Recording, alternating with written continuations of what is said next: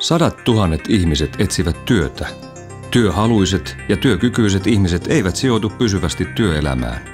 Erityisesti nuorten työttömyys johtaa helposti syrjäytymiseen. Samanaikaisesti tunnistetaan työvoimapula ja työelämässä olevien jaksaminen puhuttaa. Työhön sijoittuminen ja työssä jaksaminen ovat yksilön ja yhteiskunnan kannalta tärkeitä kysymyksiä. Yhteiskuntaa uhkaavan huoltosuhteen heikkenemisen ja yhteiskuntamme kilpailukyvyn kannalta on erittäin tärkeää tukea jokaisen ihmisen mahdollisuutta osallistua työelämään. Tärkeitä asioita ovat myös työhyvinvointi ja työuran pituus.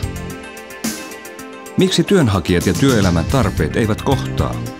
Miksi kaikkien yhteiskunnan jäsenien työpanosta ei pystytä hyödyntämään? Miten ratkaistaan työn ja ihmisen hyvä kohtaaminen? Ratkaisu edellyttää eri alojen ammattilaisten osaamista. Tarvitsemme yhteisiä työkaluja. IMBA ja MELBA tarjoavat ammattilaisille yhteisen välineen työelämän edellyttämien erilaisten taitojen ja työturvallisuustekijöiden arviointiin.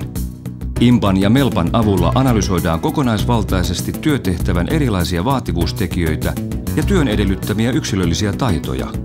Arviointi tehdään yhdessä asiakkaan kanssa.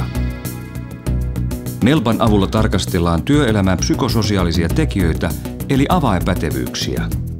IMBA on arviointiväline työelämän edellyttämien fyysisten tekijöiden ja työturvallisuustekijöiden tunnistamiseen. Kun arviointi on suoritettu, tehdään vertailu. Vaativuus- ja taitoprofiilien avulla voidaan tunnistaa työnhakijoiden ja työtehtävien yhteensopivuus. IMBA ja MELBA ovat välineitä ihmisten ja työelämän yhteensovittamiseen.